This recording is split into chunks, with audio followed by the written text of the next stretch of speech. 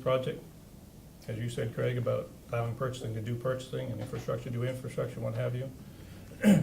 Based on what I see and what I looked at, it's my opinion that the taxpayers would have saved better than $16 million. Okay, that's my opinion on that. Can't control the past by any means, but definitely $16 million that overbuilt. It's pretty easy to see it to me when you look at the paperwork that was put in front of you, when you ask questions, and you weren't allowed to get the answers. But then when you find out what the real paperwork is, and you talk to the people that were working on the project for the developer, you realize the numbers are wrong. Paperwork, when I had to meet with the FBI, one thing they said to me, oh, thank you, see, it works that way. Just relegated to what your knowledge is. Okay. Okay. Is the $15 million on a particular project or projects? Two, sir, yes, sir. Overbuild, the appropriate word, not overbuild. I can't answer that question. It was over. Overbuilt means you built too many square feet of whatever. Well, I would say that you underbuilt and overcharged. We were underbuilt and overcharged. I say that when you say about what we built on the Joe Corley facility, if you take the developer out of play because you didn't need them, that's $6.8 million that you spent on that project. It was listed that you were going to do 1,100 beds. You did 1,000. I questioned that when I was asked to review the contract, draft review of the contract, and I saw that it said 1,000 beds. I questioned it. The consultant sent an email to me and changed it and said, Mark, I've made the changes that you and Ed have talked about, and it moved back to 1,100 beds. That consultant took that contract through the next month, and lo and behold, there's no reason for me to go back and look at it. It was 1,000 beds, and it said, with the capability of 1,100. Well, I'm here to tell you, you have 1,293 beds in that facility, and those funds came elsewhere, not through this contract. The difference between 1,100 and 1,007 is what you got. It's $38,959 a bed. Calculated out, it's $3.5 million.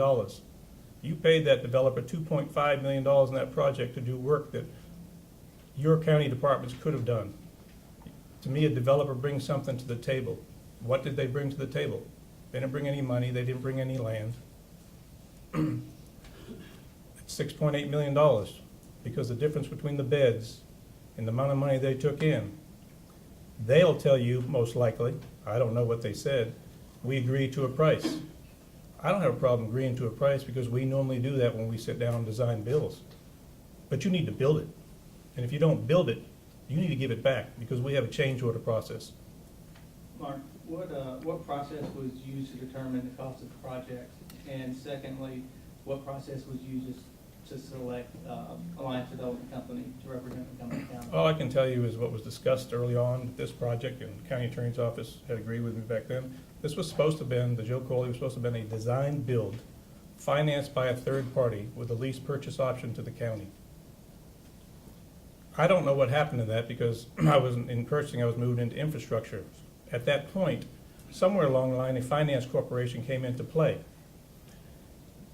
I don't know what happened to the design build process, but there's paperwork indicating that it's there, yet there was no procurement on that process. Someone gave the developer approval to move forward on this project. It didn't come through y'all. There's no records of it that I can see. You create a finance corporation. There's nothing wrong with a finance corporation. It represents the agency they're working for, which is Montgomery County. My research on finance corporations is normally they follow the procurement rules in most of their operations. That facility you have there, which is run very well by GL, I'll say that, there's a sister facility in Polk County, out in Livingston. They have a corporation also, and they followed every requirement in procurement. Now, I was told that it wasn't a requirement to do procurement. The word that was used quite a few times was the finance corporation doesn't have the same limitations as the county.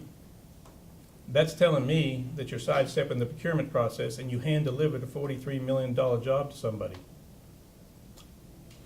Okay, I don't think you answered all of his questions. Sorry. Once you ask the questions again. Who determined the cost of the project and how was it determined? I don't know where the cost came up from. How is it normally done if we were, Well, normally, commissioners will ask about the project, and if you don't have an architect, you'll ask, sometimes you guys might come up with a cost, but they'll ask infrastructure, and we'll have to go out and look for comparable projects. I don't know how these prices came up. and so infrastructure purchasing, they weren't involved in that? We were involved only in the process of the Joe Corley facility to review some documents up front, but as I explained to one, but more so in the inspection on the construction side, which was difficult in its own. And when you would, I believe that you brought this to the attention of individuals in the past, and it was reflected poorly upon yourself?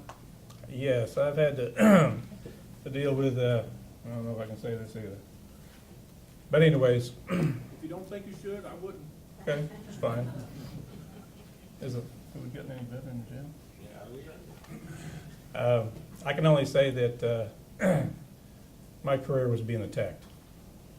And the only reason I bring that up is just that we, as we go through this ethical reform, we need to make certain that this entire court is approachable to any department head. And if there's ever, if you believe that there's something going wrong or something going astray, or we're not following the proper protocol, it's incumbent upon you to stand before us and make certain that you let us know. As Commissioner Doyle said, we have to depend on you guys to do your job, and we have to give you the tools and resources to do it.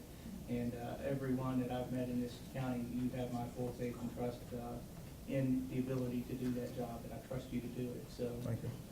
let us know how we can help you. Mark, that's it, unless you have anything else that you... Judge, may I? You go right ahead. Process on design bills are rather simple. You have to establish the project, you have to establish the budget, you have to establish the location. That's how you do design bills. And Greg, we've done design bills with you. The first thing you do is you advertise for qualifications. Purchasing handles that, and that criteria is in there. There's no cost associated with it at that time. You're just looking for qualifications. I believe, Craig, you've done 2 projects, probably design bills, that we've set, just one. And it's qualifications. Commissioner Reinhardt, you've done probably 1 small one. Mike, you've done a couple of design bills. Once you have the qualifications, and normally you all tell us who on the qualifications, because it's justifiable. Mostly, almost always, contractors are pretty well qualified. It comes down to when you start to look at the contract. You sit down with the contract. Any design build, if you had a $200,000 project, it would take you 2 months probably to put that package together. And I'm going to skip on to the mental health facility if I may. That's a $31 million project. And in reference to what Brett said, we had involvement in that project, but we didn't have the involvement in like we normally do in all the other design bills. We have been doing design bills in Montgomery County since 2002, 2003. Statute went into effect in 2001. Once you sit down with the contract, it would have taken at least 7 months to develop this project and bring the cost back to you with the looks of the project. When purchasing made the recommendation for qualification, I was told who to hire, as we are in every other one. That's not a problem. We don't question Commissioner's Court. If you're over the project, you're over the project. That contract came through Commissioner, not the contract, the qualifications only came through Commissioner's Court on September 28th, 2009. Now, that's a $31 million job. It should have taken minimum 5 to 7 months to bring that back through in the contract. That project came back through with a contract number less than 31 days. That only tells me one thing. Someone's working on the project in advance. Purchasing didn't have a clue. Neither did those other 7 vendors that put in their qualifications. So kind of how we do design bills on that.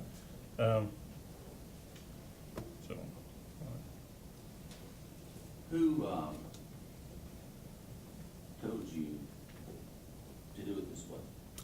had chance. I'll read something. Fred might hit me with it, but, you know, I never know.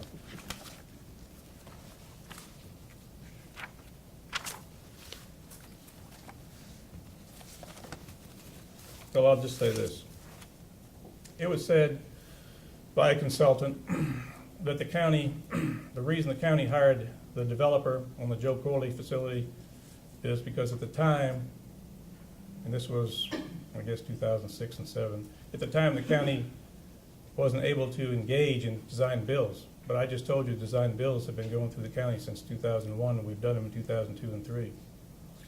In reference to the mental health facility, same comment was made to the developer, and the reason you were given the other project was at that time the county could do design bills. Well, we've always been able to do design bills, and we've had a lot of projects doing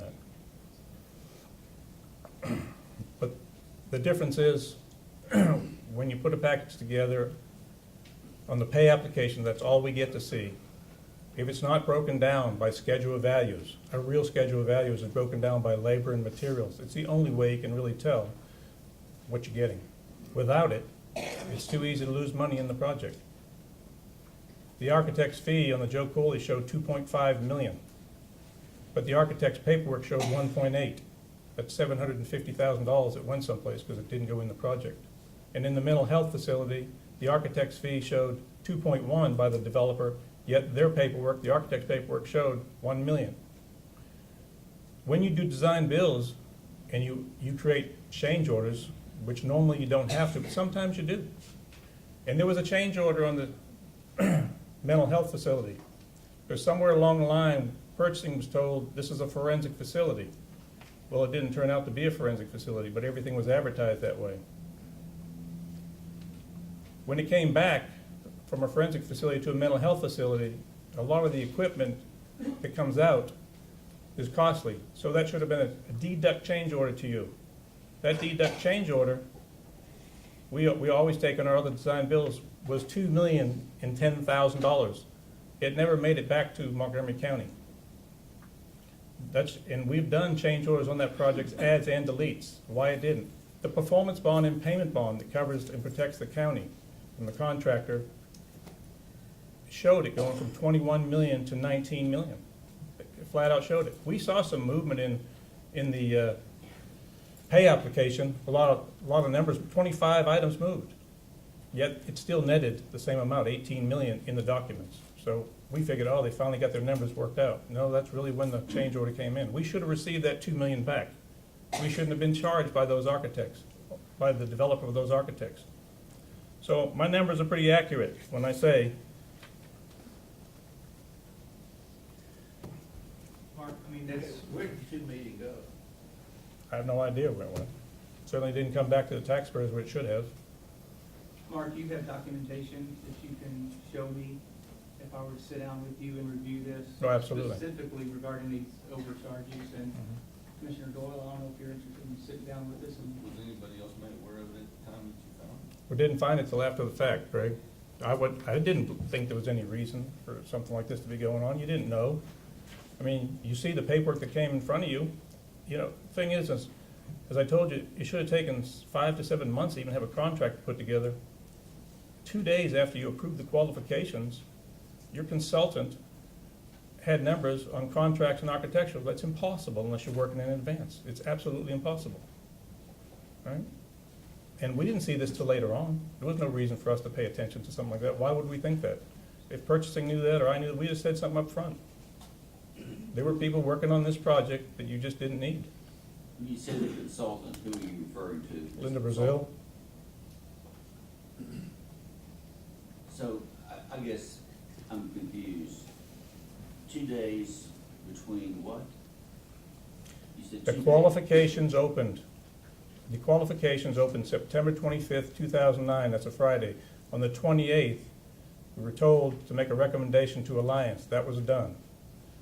2 days later, there's documents that Linda Brazil had that showed the price, the complete breakdown of this cost of this project. It's impossible. I have a set of plans that cost me $760-something. I don't know what it was, Kathy, something like that. It's my wife back there. $760-something to go make a set of plans, just so I could review it and make sure I'm right. Those plans, Judge, showed October 30th, 2009. The contract was just the 26th of October. You can't put it together that quick. It's impossible. And the Joe Corley, we didn't have the option to really get involved. We did the inspections the best we could. I questioned the fact that we didn't have a breakdown of labor and materials. And I was told, just use a set of plans and do it. I said, that's impossible to do that. And the question to me was, well, you know, we agreed to a price, and that's the price we agreed upon. And my comment to Mr. Chance was, so long as we get what we're paying for. I said, but I don't know what to tell you. That's the way we do it. We have to have labor and materials. Without them, you lose money. And that's what happened.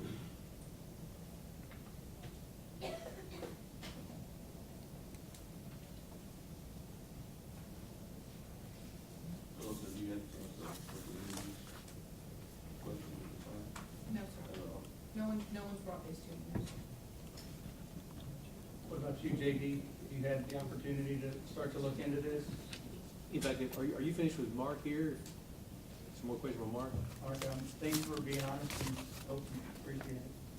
Thank you. Thank you.